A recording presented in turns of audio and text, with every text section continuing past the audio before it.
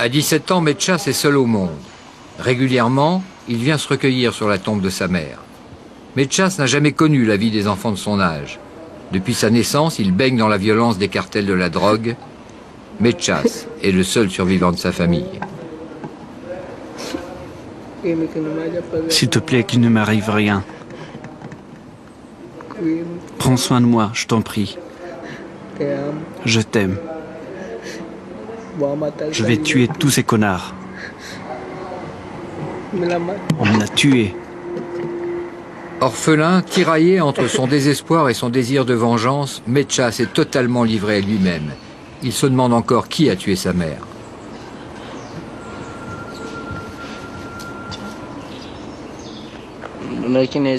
Je ne sais pas quel connard c'est. Ça fait combien de temps? Ça fait 2 ans. Tu avais quel âge? 15 ans. Tu es seul? Seul. Qui d'autres ont-ils tué dans ta famille? 3 jours après, ils ont tué mes 2 frères. L'un à 13h et l'autre à 19h. Qui les a tués? Les bandes des quartiers. Des tueurs à gages? Oui. Et ton père? Ils l'ont tué aussi, ou il a disparu. J'avais une sœur, elle a été tuée aussi 2 ans avant. Ils ont tué toute ta famille? Toute ma famille. Maintenant, je suis tout seul. Tu es seul? Tu vis où? Là où la nuit tombe sur moi.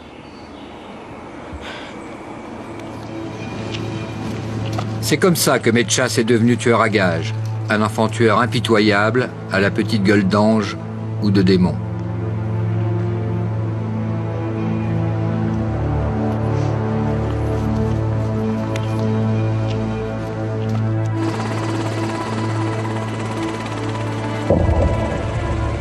Pourquoi ces enfants de Medellín sont-ils devenus des criminels? Parce que la deuxième ville de la Colombie reste un haut lieu du trafic de cocaïne. Ici, pour faire régner un semblant d'ordre, c'est l'armée de l'air qui appuie les opérations au sol dans les quartiers à risque. Nous soutenons le travail de la police lorsqu'elle fait des opérations dans les bidonvilles contre les narcoterroristes, les milices et les guerrilleros qui attendent en embuscade dans ces quartiers.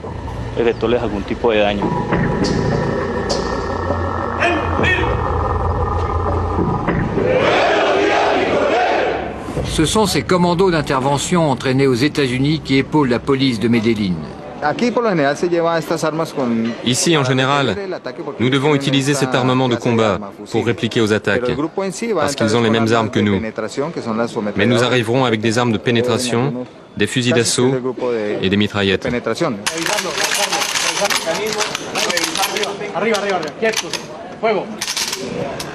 Des opérations de routine très musclées dans ces quartiers populaires où les sicarios, les enfants tueurs à gages, font la loi.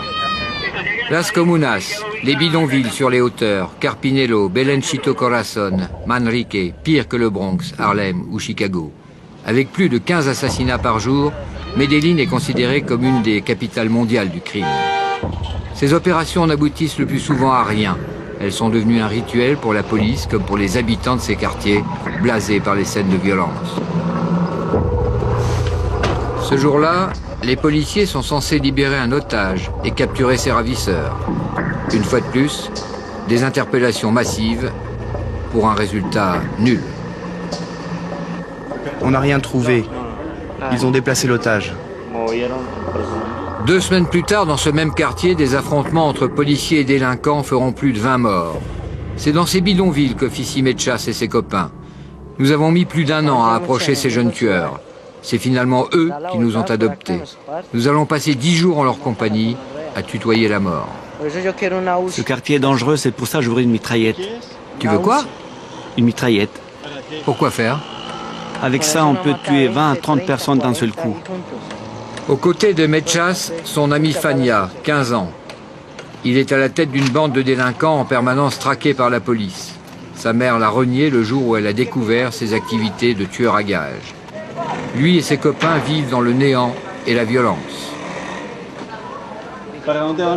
Vous allez où? Au parc, avec nos potes. Pourquoi faire? Discuter et voir ce qu'il y a à faire aujourd'hui. Parce que la loi colombienne interdit de mettre les mineurs en prison, les narcotrafiquants font appel à ces gamins pour liquider leurs rivaux. Pour quelques milliers de pesos, ils sont prêts à tous les crimes.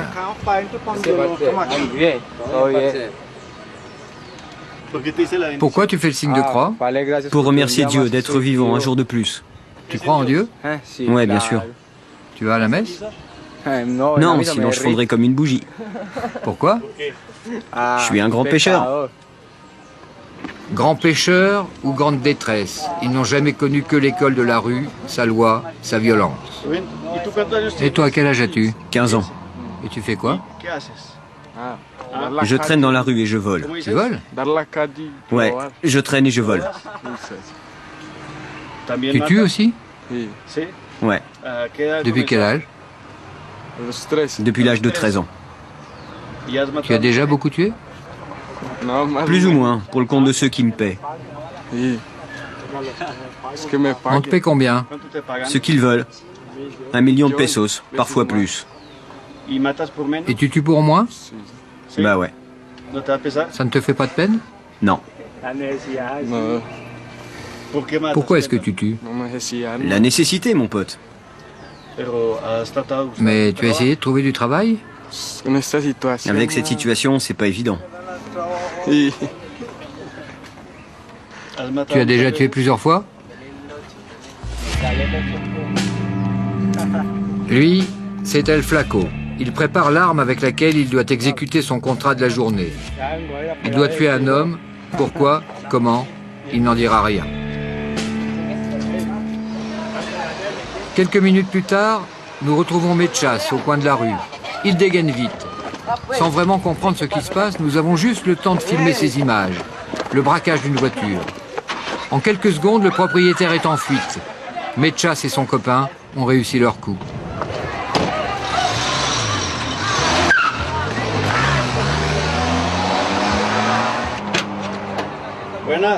Au cours de notre enquête, nous avons voulu comprendre pourquoi ces adolescents sont passés du braquage au crime. Nous retrouvons Fania chez le copain qui l'héberge. Comment tu as commencé à tuer? Par vengeance. Qu'est-ce qu'on t'a fait? Ils ont tué mon petit cousin que j'aimais beaucoup. Et ensuite? À partir de là, j'ai voulu venger sa mort et je voulais le tuer. Mais tu avais 13 ans, ça a été facile pour toi de tuer la première fois? Non, j'avais peur. Mais avec la rage, quand je l'ai eu en face, je l'ai tué d'un seul coup. Par vengeance, c'est tout.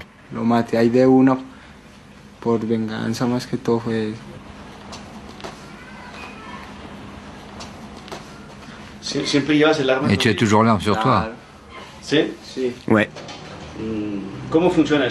Comment ça fonctionne tout ça? Eh ben, nous avons nos patrons qui nous demandent de faire des coups, et puis ils nous paient. On leur fait ce qu'ils commandent, et on est aussitôt payé. Qui sont les patrons? C'est des gens que quelques copains à nous connaissent. Ce sont des intermédiaires.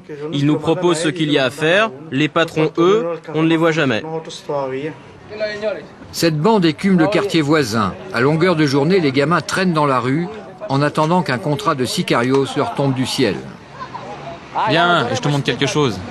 Ces contrats de tueurs à gages sont leur seule ressource pour vivre et se fringuer à la mode. Par jeu, par défi, par inconscience, mais peut-être aussi parce qu'il a maintenant confiance en nous, ce garçon veut nous montrer la planque où il cache son revolver, en pleine rue, à l'entrée d'un restaurant. C'est là qu'on les cache, au cas où il y aurait les flics. Comme ça, ils nous les piquent pas. C'est ton revolver, il est caché là en permanence? Oui, la plupart du temps. Je le prends seulement pour aller bosser.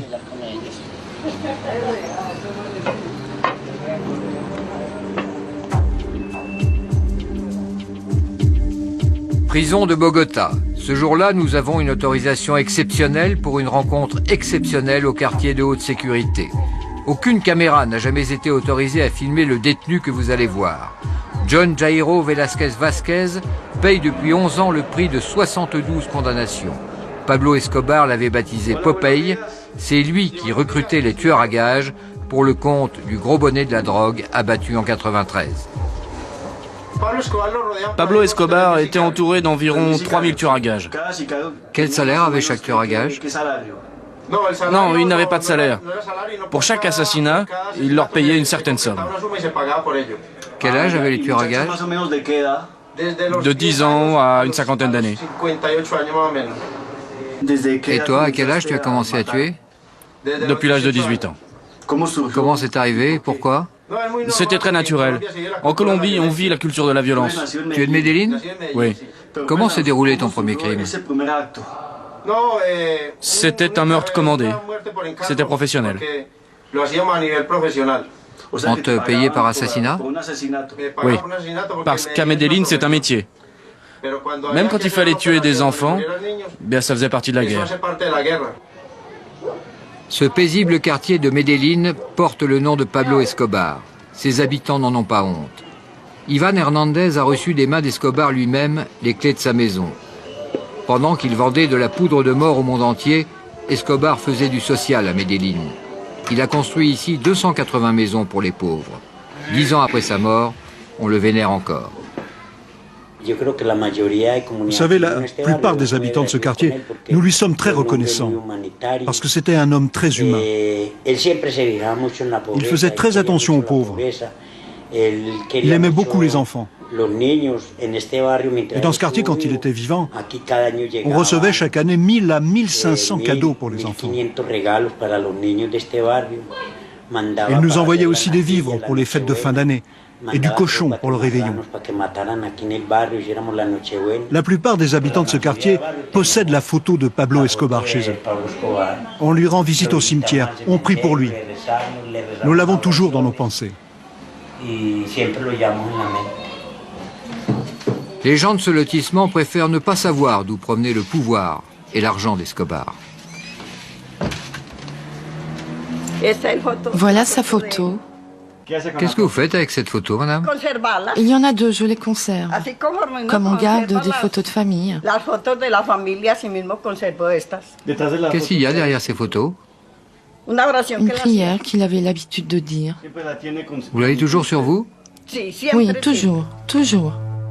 Héritier de la méthode Popeye, Mecha Sefania prépare un coup avec le diable, El Diablo, l'adolescent à casquette blanche, leur commanditaire. Regardez, je vous prête ce flingue et vous irez bosser avec. Il faudra faire vite, vous faites le boulot et moi j'attendrai votre coup de fil. Vous ferez ça le soir, quand il n'y aura personne. Est-ce qu'il faut vraiment qu'on le tue? Non, non, il faut pas risquer inutilement ni se faire griller. Je veillerai sur vous.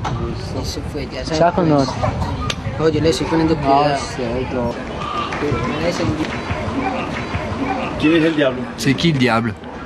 Lui, notre pote. Pourquoi on t'appelle le diable? Je ne sais pas, mon pote. Ils disent que c'est parce que je suis moche. En fait, je ne sais pas pourquoi. Qu'est-ce que vous allez faire maintenant, Mechas? Voler dans une salle de billard. De quelle façon? Un braquage. Il faut aller braquer un mec et voilà. C'est dans le coin? Là-bas en haut, dans le quartier d'à côté. Ici, on ne peut pas voler. On serait mal vu par les habitants du quartier. Ici, on préfère rendre service aux gens. Réalité ou fiction, simple frime pour notre caméra, nous ne le saurons jamais. Mechas et ses copains nous affirment qu'ils préparent un meurtre avec ce couteau.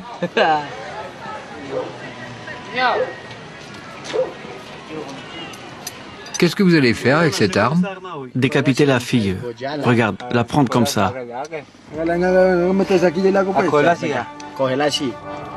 Ils attendent un coup de fil de leur commanditaire, en s'amusant comme des gosses avec l'arme de leur prochain crime. La frime, les fringues, la drague. Comme tous les ados, Mechas et son copain attendent chaque jour leurs petites amies à la sortie des cours. Pour eux, l'école n'est plus qu'un lointain souvenir. La vie les a entraînés ailleurs. Elle me plaît beaucoup, elle. Qu'est-ce qui te plaît chez elle? Sa taille.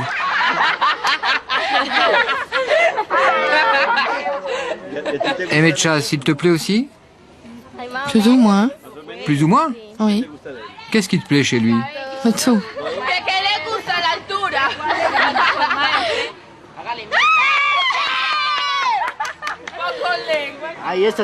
Elle, c'était aussi ma petite copine. Lui, c'est mon meilleur copain. C'est pas vrai, c'est pas vrai. Parce qu'il est un peu tordu. Lui, il joue un double jeu. Comment ça? Il allait me tuer. Il allait te tuer? Ouais. Parce que ma tête lui plaisait pas. Mechas, lui, n'a jamais raconté sa vie à personne. Et tu sais ce qu'il fait, Mechas? Il traîne à rien faire. Il travaillait dans un restaurant. À la plonge. Ah oui. Et après, il balayait les rues. Ah, et maintenant, il vit dans la rue. Il fout rien.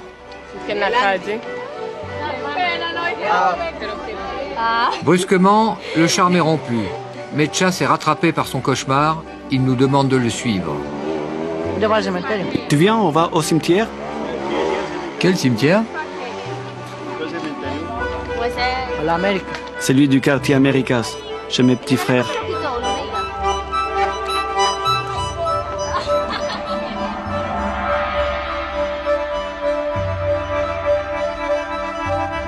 C'est vers un autre cimetière qu'il nous emmène. Comme sa mère, ses frères lui manquent. Cela fait 2 ans qu'ils ont été assassinés. Pour fuir sa terrible solitude, pour évacuer le chagrin qu'il cache au fond de son cœur, il leur rend souvent visite. C'est dans ces moments-là que Mechas craque.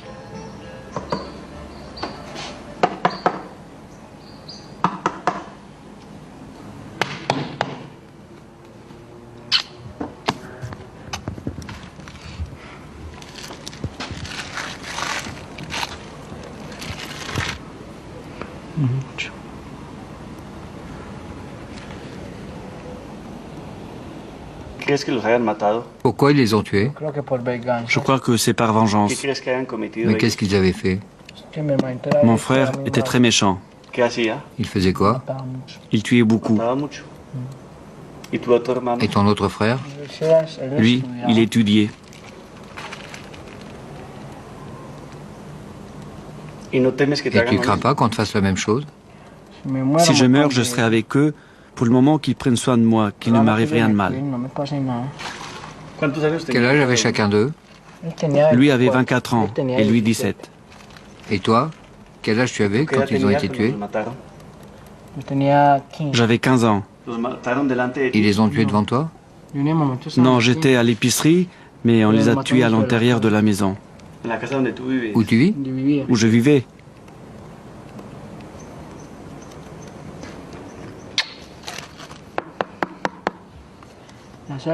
C'est lui qui prend soin de moi.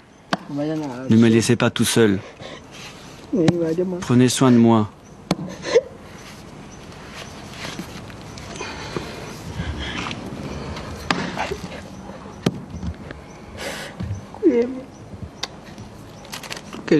Lui, je l'aimais beaucoup. Je vous aime. Prenez bien soin de moi. Signé Oscar. Oscar est le prénom de baptême que lui avait donné sa mère. Mechas, c'est le surnom que lui a trouvé la rue. Mechas vit en permanence en compagnie de la mort de sa famille, la mort de ses victimes, la mort de ses copains assassinés. Il reste seul avec sa haine et sa tristesse. Il trouve rarement chaleur humaine et réconfort. Yolanda est une brave femme du quartier. Elle accepte de temps en temps d'héberger Mechas et ses copains. C'est chez elle qu'ils préparent bien souvent leurs mauvais coups. Yolanda est au courant de tout, mais fait semblant de ne rien savoir. Parfois, il me demande de le loger. Alors il dort ici. Sinon, je ne sais pas où il va dormir. Mais je l'ai déjà vu dans la rue, lorsque j'allais au travail. Il y a quelques jours, je l'ai aperçu dans la rue. J'attendais mon bus. Il était 5 heures du matin.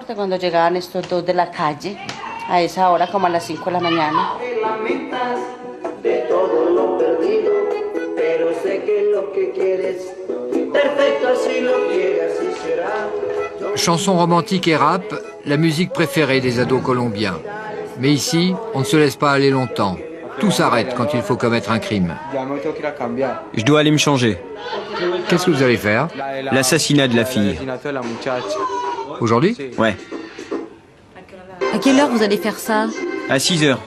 Avec qui tu vas le faire? Vous allez le faire maintenant? Aujourd'hui? Ouais, on va ramener la tête de la fille. Oh non, quelle pitié.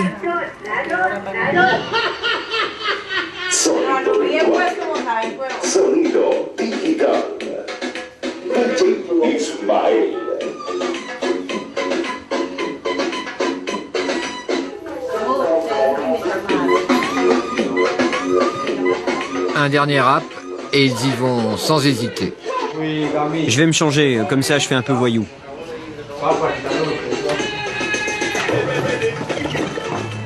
On doit lui couper la tête. Et qu'est-ce que vous ferez avec la tête? On l'enverra à celui qui nous l'a demandé. Vous enverrez la tête? Ouais, bien sûr. Ça ne t'impressionne pas? Mais pourquoi? Depuis qu'ils ont tué mon petit cousin, j'ai peur de rien, ni pitié de personne.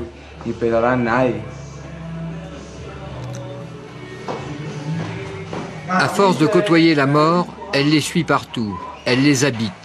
Une morbidité malsaine les envahit et se retourne contre eux.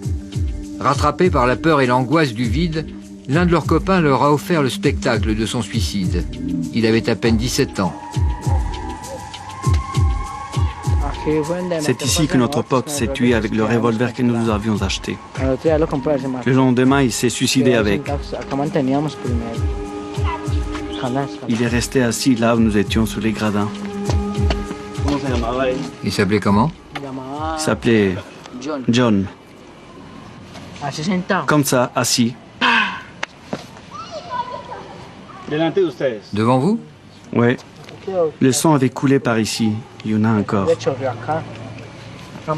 Nous étions tous ici. Ensuite, nous avons crié « Toutis, Toutis », puis nous l'avons emmené dehors. Lui, c'était aussi un tueur à gages? Eh bah ouais. Il tuait et volait comme nous.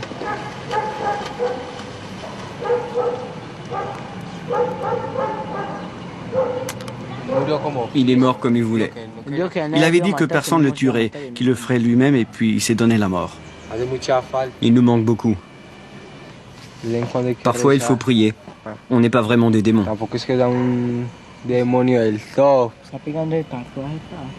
Tu pries comment? J'ai une prière particulière. Je l'utilise tout le temps.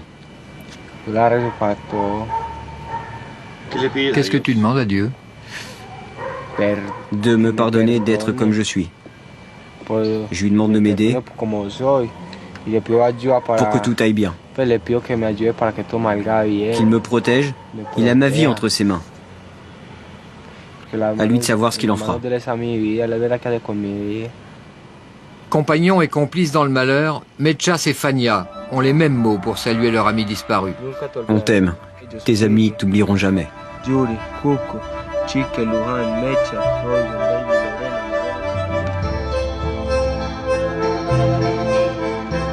Le lendemain, retour chez Yolanda.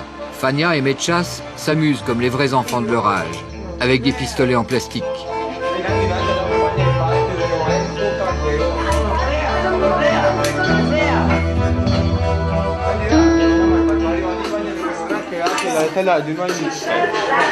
C'est le t-shirt que ma copine m'a offert. Comme tous les ados, avant de partir au collège, ils soignent leur look. Mais eux n'iront pas à l'école. Ils ont rendez-vous avec le diable, El Diablo. Il va leur donner de nouvelles instructions pour un meurtre payé d'avance. Tu arrives chez la fille, en taxi, avec le flingue. Au retour, tu montes sur la moto comme si de rien n'était, normalement. Qu'est-ce que vous préparez? Un homicide, un crime qu'il tarde à faire.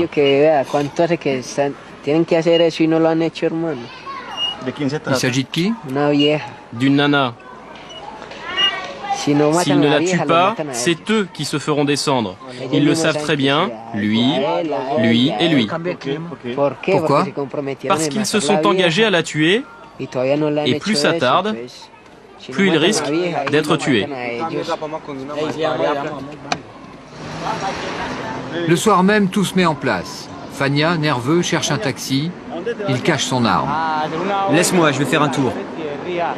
Mais tu es armé? Non, laisse-moi, laisse-moi. Le bouquet de fleurs est destiné à tromper la victime. Il refuse de nous en dire plus sur le scénario du meurtre. Mechas le suit en moto pour le récupérer après le crime.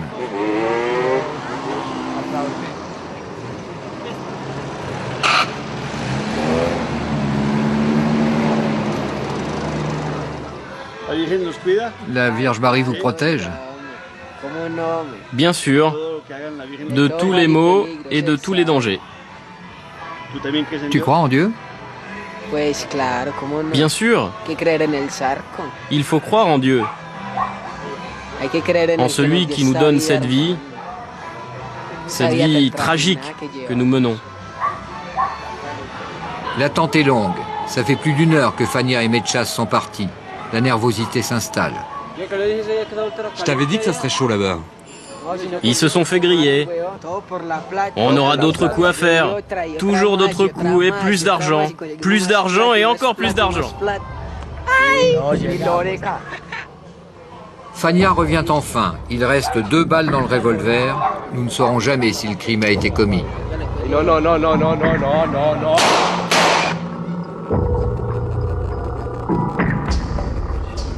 Pas de famille, pas d'école, pas d'avenir.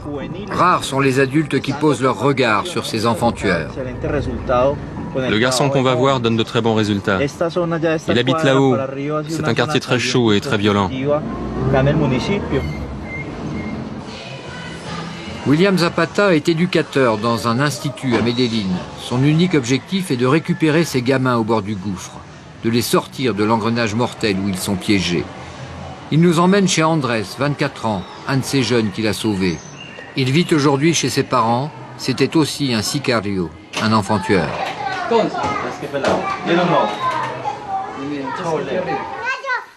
Andrés a commencé à tuer dès l'âge de 15 ans. Dans sa chambre, il garde précieusement les souvenirs qui ont marqué sa première vie. Et quel est ton premier souvenir?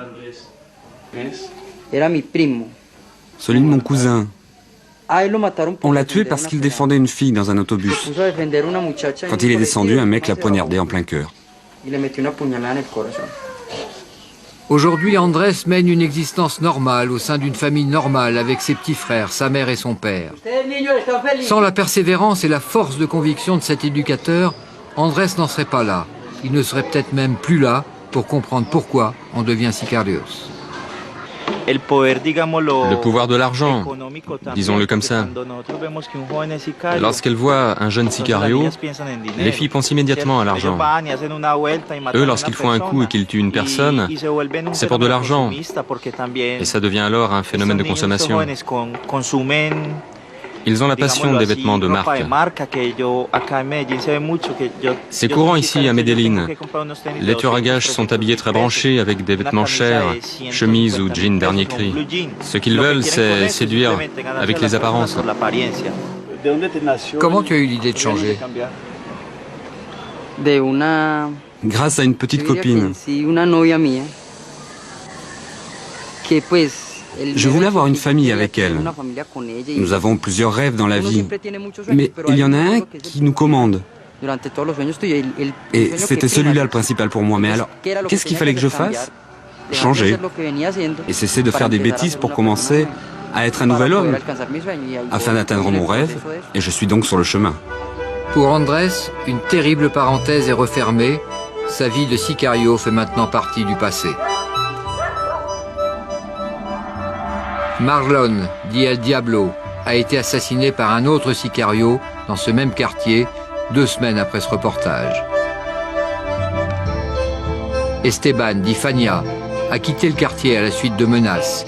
Il a trouvé du travail dans un magasin de chaussures.